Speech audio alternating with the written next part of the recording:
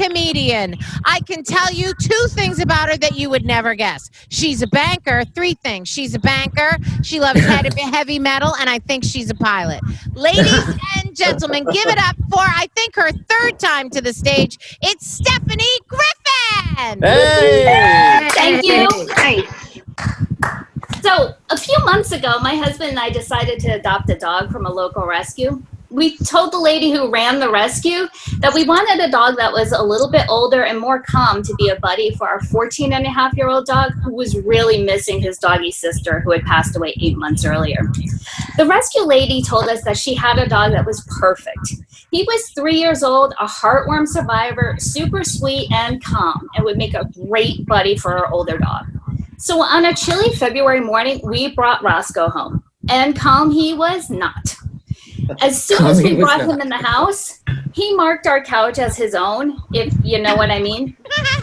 And then the zoomies started, which were quite adorable until they progressed to using the couch as part of the zoomie track, and you are in the path of the zooming dog. Now, Roscoe really enjoyed his belly rubs, and I noticed one day when he was on his back, insisting on getting his 100th belly rub for the day, that, well, it looked like he still had his doggy bits. I mean, this was super awkward. I mean, what's the right thing to do in this situation? Is it okay to look at his doggy bits? Should I look away? I don't even know what to do. I know. I think I'm just going to ignore it. I mean, he probably was neutered recently, and maybe there's still some swelling, so ignoring it is definitely the right course of action here.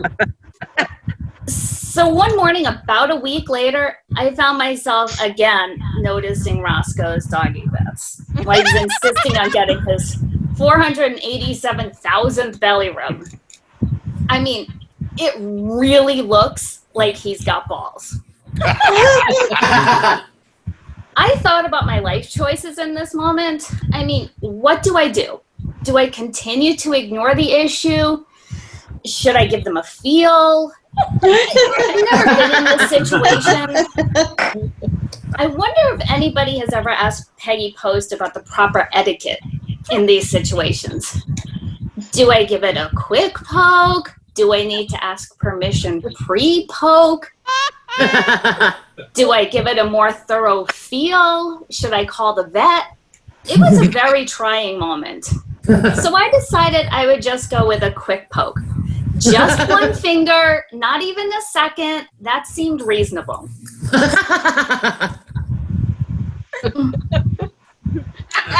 Shit. I have no idea what I just felt. I think something is in there, but I'm not really sure. Should I give it another poke? I mean, you didn't really seem to notice the first one. Oh, okay.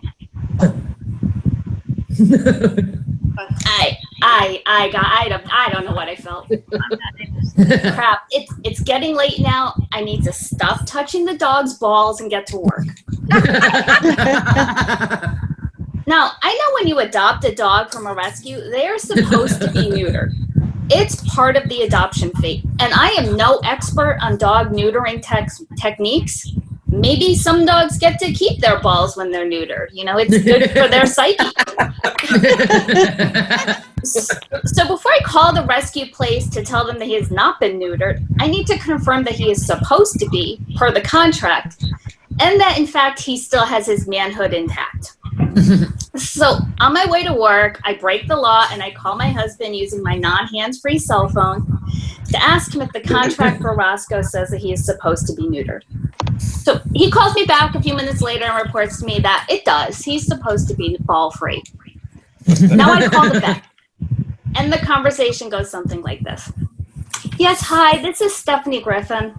I need to bring my dog Roscoe in. I was wondering if you could check to see if he has been neutered or not. It looks like he still has testicles. I gave him a poke this morning, and it feels like something is in there. Once they stopped laughing at me, they told me I could bring him in that evening. Now, I was actually really hoping that he still had his nuts because Roscoe was not the calm dog that we were looking for. So I thought getting neutered might chill him out. So after work that evening, I load Roscoe into the car for what would likely be his best trip to the vet ever. Once we are in the room at the vet's office, the tech Lindsay comes in, and I explained to her why I was there.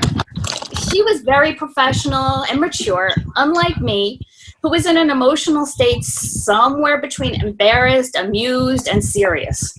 Now, she just reached straight for Roscoe's junk. No gloves, no lube, no sweet talk, no foreplay, just straight for the goods.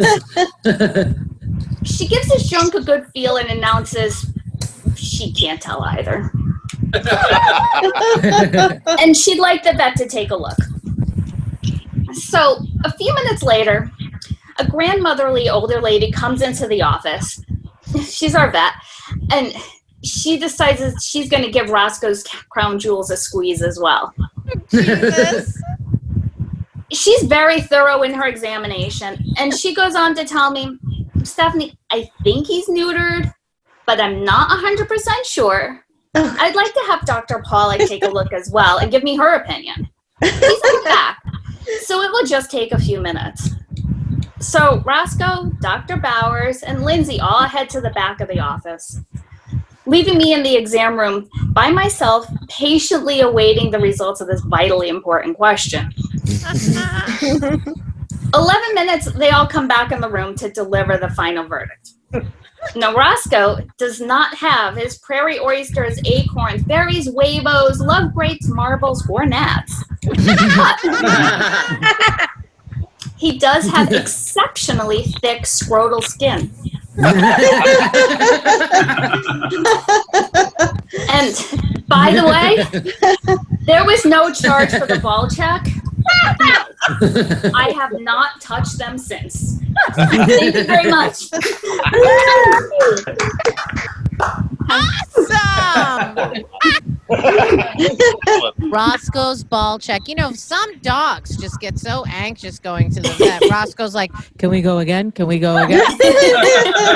Can we go again?